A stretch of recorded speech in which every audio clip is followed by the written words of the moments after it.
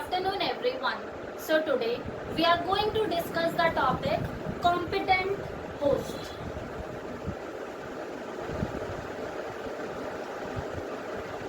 Basically, as you know that we were discussing about recombinant DNA technology. So suppose gene of interest has been taken, a recombinant DNA has been made. Now suppose we are having recombinant DNA. Now this recombinant DNA has to be inserted in the host cell. Suppose here I am having a host cell B. Here is the nucleus. So this recombinant DNA has to be inserted in this cell. This host cell could be a bacterial cell, could be a plant cell, could be an animal cell. It depends upon the condition and our requirement. So as you know that DNA, this DNA is hydrophilic in nature. DNA is hydrophilic, and we know that plasma membrane of the cell, it is made up of lipids. So obviously the recombinant DNA cannot be directly transferred into the host because this is hydrophilic. So for that we have to make the host competent. So firstly the host is made competent so that it can take up the recombinant DNA. Am I clear? So now we will discuss how can we make the host competent so that this recombinant DNA can be easily inserted inside this host. So first process is heat shock method. So now what is done in this method? Suppose we are having the host cell. Let the host cell be a bacterial cell. So here is the host cell. Host cell. Okay. We have to make it competent so that it can take up the recombinant DNA. And here we are having the recombinant DNA. So what we do in the heat shock method? Firstly, a divalent cation, let it be calcium ion, Ca2+. Okay, the concentration of divalent cation is increased in the surrounding medium. The bacterial cell is there, the surrounding medium is there. In the surrounding medium, suppose calcium chloride is added, that will be having calcium ion. So now in the surrounding medium of the host cell, calcium ion will increase, the concentration of calcium ion will increase. Fine. Actually what happens, these calcium ions, they will make the host cell more susceptible to have the recombinant DNA. Clear? Now with the help of the calcium ions, this host cell, it will become more competent that the recombinant DNA can attach. Suppose the recombinant DNA has attached, but still it is not able to cross the membrane. For that, as the name suggests, heat shock. After that, what is done? This bacterial cell is placed in the cold environment. After that, like ice, this bacterial cell, it is placed on the ice. After that, heat shock, the temperature is raised drastically. Am I clear? Firstly, the calcium ions are added, calcium chloride is added.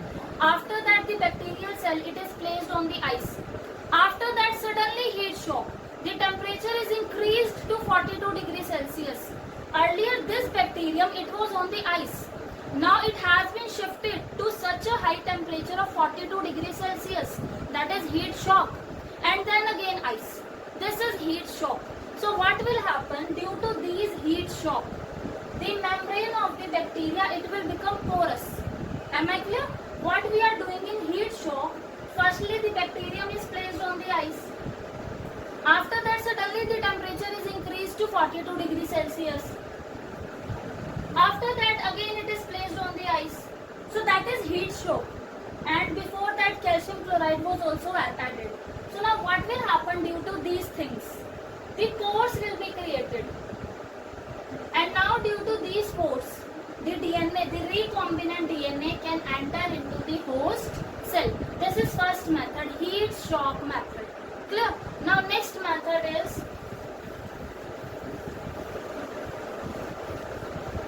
micro injection. This method is suitable for the animal cells.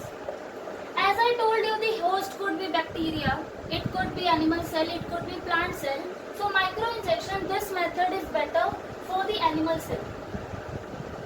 So suppose here animal cell is there, nucleus, this is host animal cell. Here we are having the recombinant DNA. We want to insert this recombinant DNA in this. So what is done in micro injection? It is clear from the name, micro and injection. So a pipette is taken. A pipette is like somewhat like that. Okay, a pipette is taken. In that pipette, recombinant DNA is taken. Now this pipette, it is injected into the nucleus of the animal cell, directly into the nucleus. Just see, like that. This pipette is injected into the nucleus of the animal cell, and it is having the recombinant DNA, and with the help of this micro pipette, the recombinant DNA will be transferred into the nucleus of the animal cell. Clear?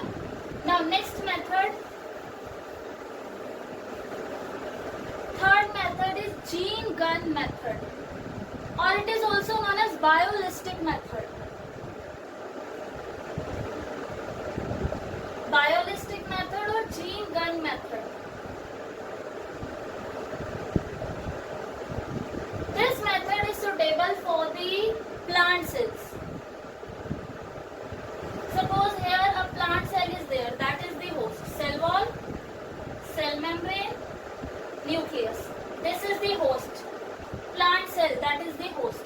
Now recombinant DNA has to be inserted. Now what is done in this method, in the gene gun method? Gene gun with a very high velocity. Okay, from the gun name you can remember. With a very high velocity, there are particles of gold, like suppose here is a gold particle. Over that gold particle, the recombinant DNA is wrapped. Just understand, like that. Recombinant DNA is wrapped over the gold. Okay, now with the help of a machine, this recombinant DNA that is wrapped on the gold, it is with a very high velocity. It is bombarded on the plant cell. Am I clear? In gene gun method, firstly what is done? Gold is taken, over that DNA is wounded, recombinant DNA is wounded. Then with the help of a machine, with a very high velocity, this is bombarded on the cell. And as a result, this will reach the cell and it will unwrap. Inside the cell, it will unwrap. Now the DNA is there. Clear? Obviously, chances are there that the result may not come, because everything is being done under the microscope at a very microscopic level. Okay, now next.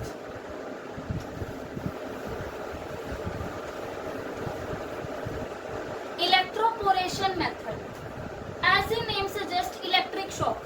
Suppose here is a cell, host. In this cell we want to insert the recombinant DNA. Just apply electric shock. Now what will happen due to the electric shock? Pores will be created and then the DNA can enter. Clear? So DNA is a hydrophilic molecule. It cannot enter easily itself. So firstly the cell is to be made competent, either with the help of the electric shock or heat shock or by gene gun method. Clear? Now,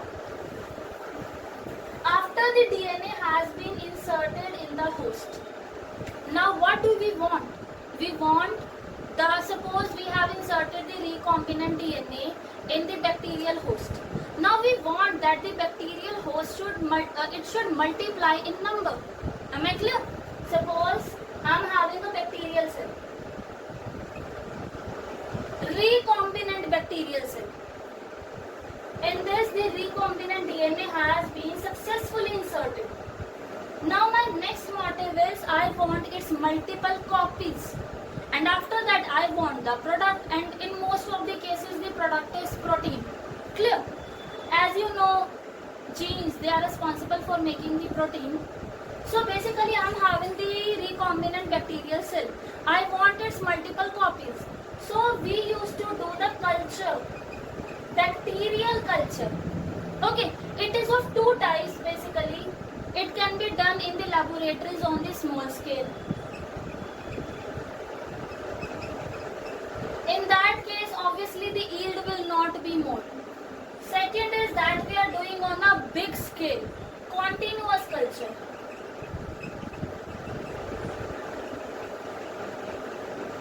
Continuous culture is being done in the big bioreactors where the nutrient media is supplied timely.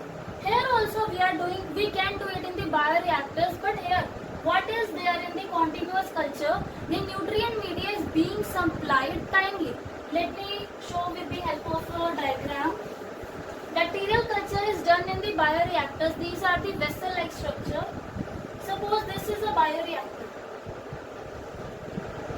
This is a simple bioreactor. As it is cylindrical. Okay. Sorry. It is cylindrical and its base is like this. This is simple bioreactor. In this, nutrient media is added that is required by the bacteria for the culturing. Obviously, we are going to grow the bacteria. Now, bacteria needs something. It needs air if it is aerobic bacteria. It needs for the process of food making. It needs various kinds of the minerals. Clear? So, nutrient media is added. Whatever is required by the bacteria, whatever, that media is added. Then obviously bacteria are added. This is inoculum. Bacteria that we add as a starter, that is inoculum. Then there is proper system to maintain the pH, to maintain the temperature. As you know, bacteria and each and every living organism is sensitive to temperature. Then there is a proper channel for supplying the air, sterile air. Obviously there should not be any kind of contamination. Then there is impeller. It is having blades. It keep on rotating so that everything will get mixed. The bacteria, nutritive media, everything will get mixed. Air, so that the process of the culturing growth would be faster. Now just understand, we are culturing the bacteria. In continuous culture, what is being done basically? The bacteria, they are added as inoculum, the nutritive media is there. Now after some time, what will happen? Just think. The bacteria will consume the nutritive medium. The bacteria will produce some toxins also. They will start accumulating here.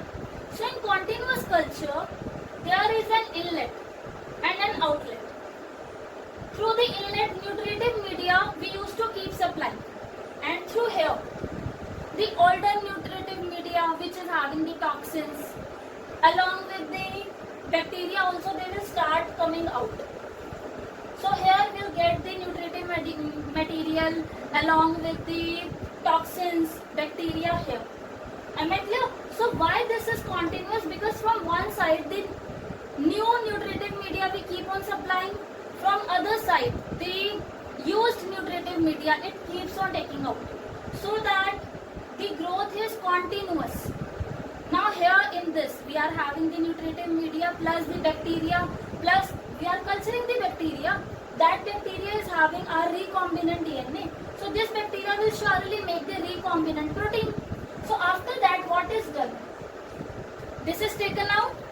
After that, recombinant protein is taken out. Here recombinant recombinant bacteria is there. So from that, recombinant protein is taken out.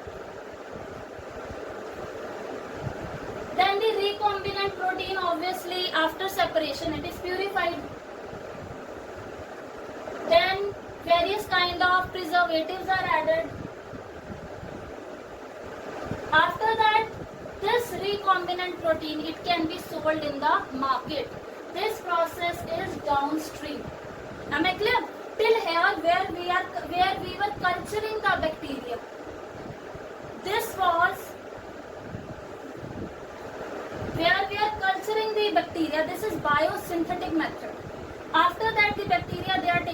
along with the toxins and the used nutritive media, and new media is added. This is continuous culture, okay? Now from here, recombinant protein is taken out. Obviously, we are culturing the recombinant bacteria. They will produce the recombinant protein because they are having the recombinant DNA. Recombinant protein will be taken out through various separation techniques. After that, that protein is purified and then preserved, and then it is sold in the market.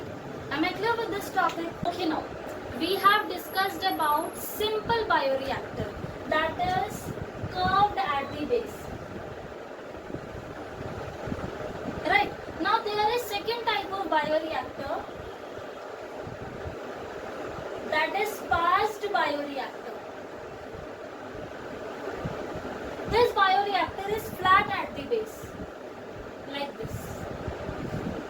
Okay. Now second thing is same, that we know that we have added the nutritive media for the growth of the bacterium or for the growth of the recombinant organism. Okay, now here if you do remember, there was an impeller having blades that can rotate, so that the nutritive media, bacterium, oxygen, everything will keep on mixing, so that the culture will be faster. But here they are not having any kind of this impeller. No doubt they are having a small one, but not like that, not so many blades.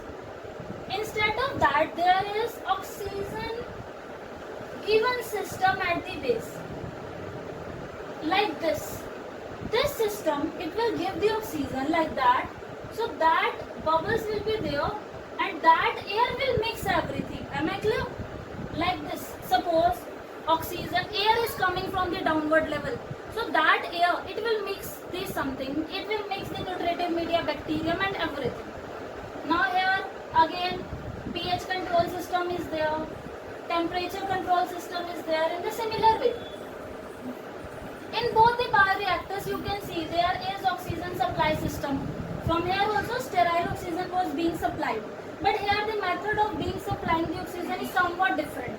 Here it is helping in the mixing also. Clear? In both, as you can see, the oxygen is being supplied, pH is being controlled, temperature is being maintained, nutritive media is there, foam control system is there. As you know, the bacteria, obviously it is going to produce some kind of toxin, foam that should be removed. So all the systems are there. And this, the bacteria is cultured. And after that, the bacteria is taken out along with the toxin, nutritive media and everything. And from the bacteria, the recombinant protein will be taken out. Recombinant protein is the protein that is made from the recombinant DNA. Okay, this you know that in the whole chapter what we are doing. We are doing this thing only, that we have taken the gene of interest from one organism. We have inserted this in the organism B. How we have inserted, we have discussed with the help of the vector by making the host competent. After inserting the gene of interest in the host organism, then that host organism, it is cultured. Cultured means it is increased in number by adding the nutritive media, by supplying the oxygen and everything, by removing the foam, by removing the toxins at particular time. The bacteria is being cultured, the host is being cultured. After that, the host is taken out. And obviously we are culturing the host for the recombinant protein, right now? So the recombinant DNA, it will express itself. It results in the formation of the recombinant protein that is required by us. Then that recombinant protein is taken, it is purified, it is preserved, and then it is sold in the market. This is downstreaming, taking out the recombinant protein, purifying, adding preservative, and then sending in the market. Clear?